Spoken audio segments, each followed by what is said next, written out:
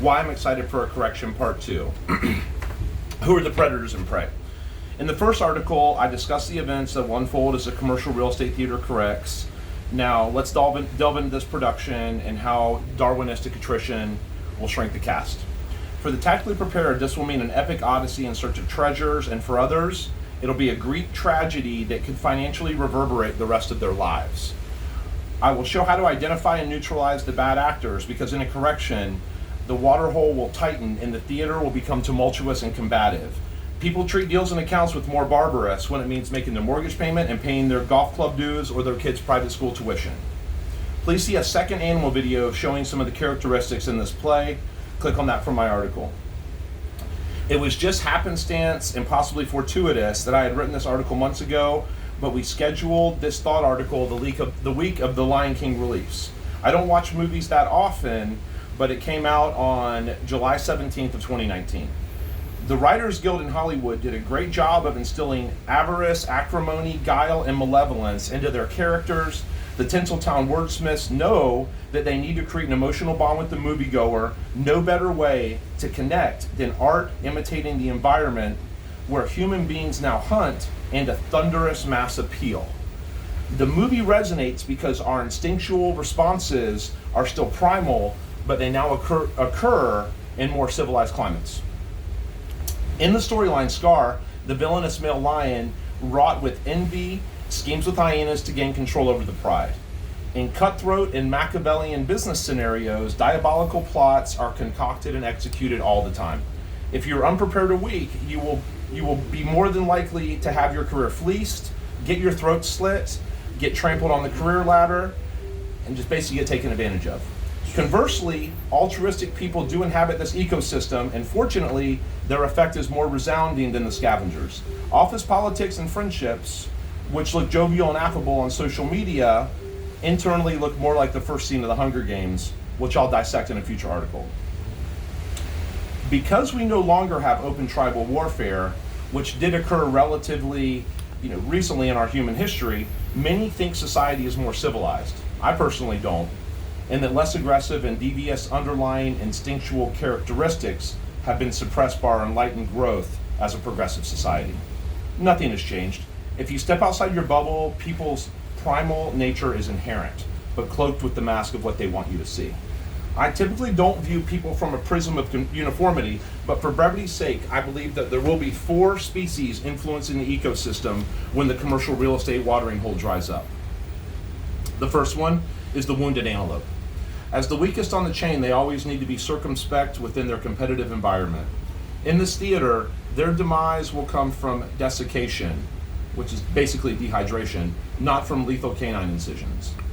They will be weeded out of commercial real estate because the watering hole, which is synonymous with lucrative business accounts and a pool of transactional money, is what is available in your given trade area at that snapshot in time. Aside from human essentials, which include water, food, shelter, fire, money is what is required to survive in a modern civilized society, where the disparity between your office politics and the African Serengeti is not as transparent as you think.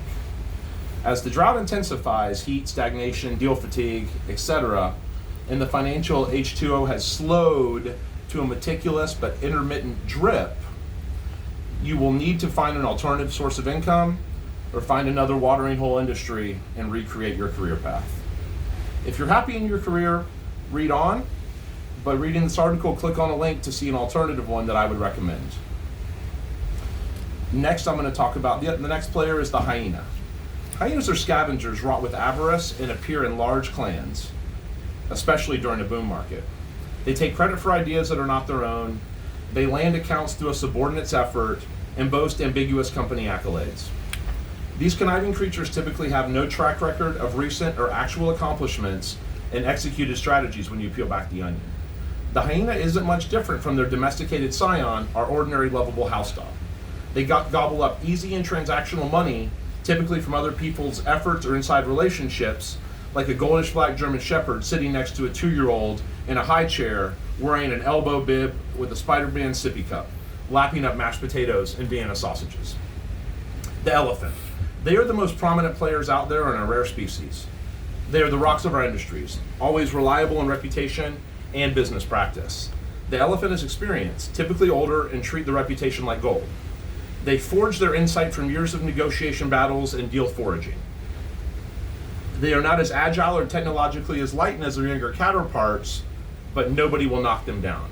They have entrenched networks and a proven track record. They wield behemoth influence in multiple circles. Elephants recite stories and bequeath lessons from years of experience, accomplishments, and mistakes. The lion. They are the top of the food chain and are reliable in terms of ethics, knowledge of the kill terrain, and execution.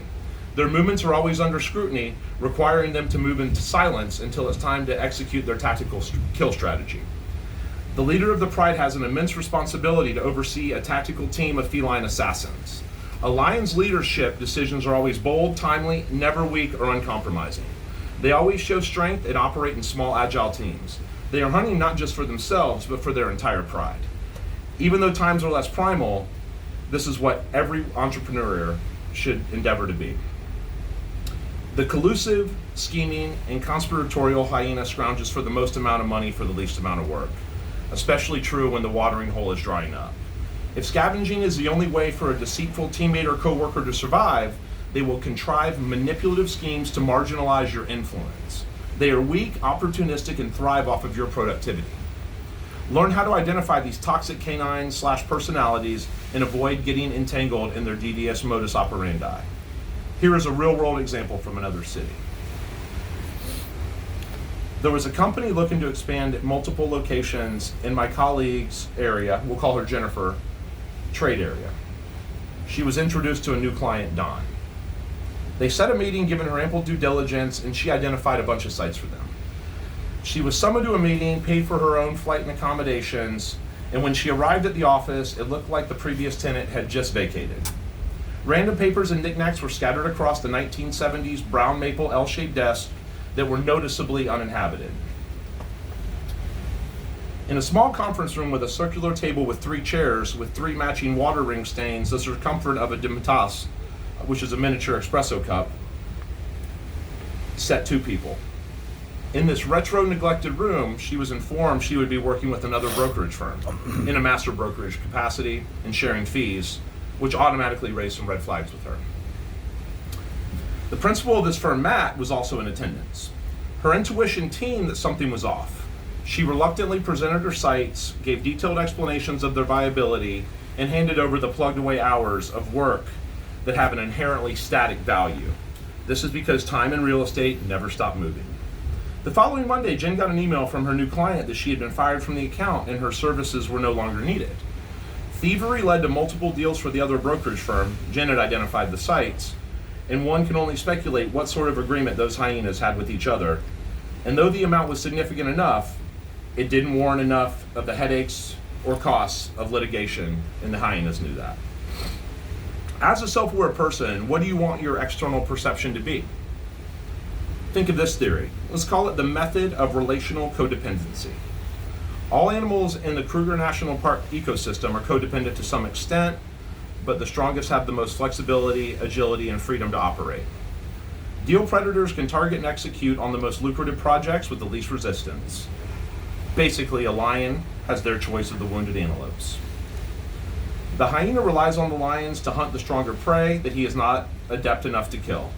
Do not be concerned with what the hyena is doing, because the lions and influential leaders do not worry about what detractors blather, imply, or insinuate. When the water runs dry, a correction hits, the hyena is in the weakest position and will be isolated and destitute with the other scavengers. Nobody will come to their aid because the hyena's reputation is that of a sycophant. Think of ways you are vulnerable and prepare against this. We will address preparation, marginalization strategies, and neutralization techniques in the final article. If you want to be a lion, venture to get to know an elephant. The elephant's years and wisdom will be a reliable and consistent source of knowledge and insight. The elephant also needs the lion if another pride comes into the ecosystem, basically external threats, to keep herself attuned to her environment and to protect her parade. In these situations, share ideas with the pillars of your community and bring them small gifts to show your gratitude and humility. If you understand technology, social media, or industry intel, and they don't grasp it as much as you, I encourage you to share your expertise as a small gesture. I will guarantee that if you start bestowing selfless gestures and small gifts, those efforts will come back positively to you someday, probably when you least expect it, and possibly when you need it the most. Because remember, elephants have long memories. Couple footnotes. A clan is the zoologically accepted term for a pack of hyenas. Did it surprise you that the elephant was a female? And the zoologically accepted term for a pack of elephants is a parade.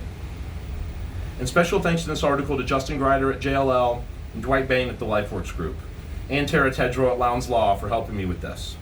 Justin always gives candid advice, has a dreamy smile, and a face that's made for podcasts. Dwight is still my advocate and devil's advocate, and I so appreciate him mentoring me in the identification of toxicity. Thanks to Tara for her lioness perspective on the antelopes, and excited about future hunting ventures.